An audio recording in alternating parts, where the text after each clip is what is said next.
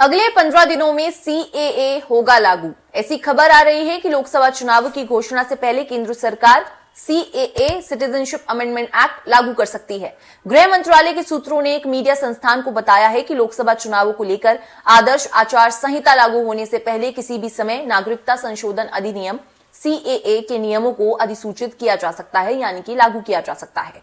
जिन्हें नहीं पता है उन्हें मैं बता दूं कि 4 साल पहले दिसंबर 2019 में ये कानून संसद में पारित हुआ था। हालांकि अब तक इसे लागू नहीं किया गया क्योंकि नियमों और उससे जुड़ी प्रक्रिया को अंतिम रूप तक ले जाना था, वो सब काम अभी बाकी था। इसलिए इंडियन एक्सप्रेस ने गृह मंत्रालय के सूत्रों के हवाले से ये लिखा है कि तारीख नहीं कंफर्म हो पाई है अभी तक, लेकिन आदर्श आचार संहिता एमसीसी लागू होने से पहले नियमों के बारे में सूचित कर दिया जाएगा। और ये भी जान लेते हैं कि चुनाव आयोग जैसे ही चुनाव की घोषणा करता है तभी एमसीसी लागू हो जाता है। पिछले दिनों खबर आई थी कि 13 मार्च को लोकसभा चुनाव की घोषणा की जा सकती है, मतलब कि 13 मार्च से पहले सीएए को लागू किया जा सकता है। अब ये सीएए है क्या, जिन्हें नहीं पता उन्हें मैं बता देती हूँ। सीएए अफगानिस्तान, बांग्लादेश और पाकिस्तान के हिंदू, सिख, जैन, पारसी, बौद्ध और ईसाई समुदाय से आने वाले प्रवासियों के लिए है। वो लोग जो 31 दिसंबर 2014 से या उससे पहले अपने देशों में धार्मिक उत्पीड़न का सामना करने के चलते भारत आ गए थे। ये कानून उन्हें भारतीय नागरिकता के लिए आवेदन करने की अनुमति देता है। कानून के पारित होने पर देश भर में इस फैसले का जमकर विरोध हुआ है। दिल्ली के शाहीन बाग में धरना और असम की गुवाहाटी में विरोध सभाएं हुई थी। इसके बाद कोविड के चलते लगे बैन और लॉकडाउन के दौरान सभी विरोध प्रदर्शन विफल हो गए थे, यानी कि बंद हो गए थे।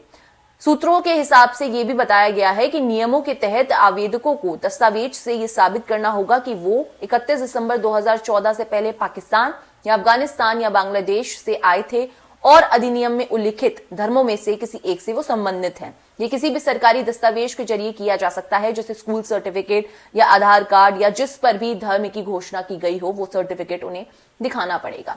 नियमों में धार्मिक उत्पीड़न का सबूत मांगने की संभावना नहीं है, लेकिन ये माना जाएगा कि जो लोग भारत आए हैं वो या तो उत्पीड़न का सामना कर रहे थे या उन्हें सताए जाने का डर था। सीएए को लेकर एक बार फिर सुगबुगाहट तब शुरू हुई थी जब कुछ दिन पहले गृह मंत्री अमित शाह ने कहा था कि सीएए को लेकर कोई कंफ्यूजन नहीं रखना है। 2024 के लोकसभा चुनाव से पहले सीएए को लागू कर दिया जाएगा। 2019 में जब ये पारित हुआ था उस समय विपक्ष और सत्ताधारी पार्टी के बीच काफी घमासान बातचीत होकर इसका विरोध किया था विपक्ष ने, और उनका कहना था कि जो भी धर्मों को उल्लेख किया गया है उनमें मुस्लिम समुदाय को इंक्लूड नहीं किया गया है, जिससे कि सत्ताधारी पार्टी यानी कि जो भारत की सरकार है बीजेपी, वो ये दिखाना चाहते हैं कि वो एक डिस्क्रिमिनेशन कर रहे हैं, भेदभाव कर रहे हैं सभी धर्मों के बीच में। वहीं सरकार का ये कहना था कि जिन पड़ोसी देशों से आए लोगों को हम नागरिकता देंगे वो पड़ोसी देश मुस्लिम समुदाय के पड़ोसी देश है, मतलब कि वहां पर मुस्लिम समुदाय जो कम्युनिटी है मुस्लिम, उनकी मात्रा ज्यादा है, परसेंटेज ज्यादा है पॉपुलेशन की, तो वहां पर उन्हें तकलीफ होना कम है। लेकिन जो दूसरे समुदाय के लोग वहां रहते हैं उन पर उत्पीड़न और अत्याचार होने की संभावना ज्यादा है। जो वहां से भागकर आए हैं हम उन्हें नागरिकता देंगे।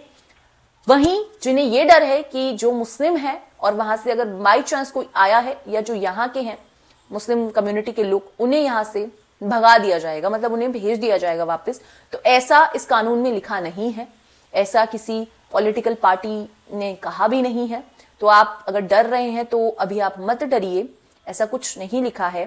पर अगर फिर भी ऐसा किसी के साथ भी होता है तो आप अपनी शिकायत लेकर सरकार तक भी पहुंच सकते हैं, पुलिस स्टेशन तक जा सकते हैं, या फिर हमें बता सकते हैं। हमारे वीडियो के जरिए हम सरकार तक इस बात को, मीडिया तक इस बात को और खुद भी लोगों तक इस बात को पहुंचाने की पूरी कोशिश करेंगे अगर किसी के साथ भी ऐसा होता है, क्योंकि इस पूरे सीएए के प्रकरण में कहीं भी ऐसा उल्लेख नहीं किया गया है।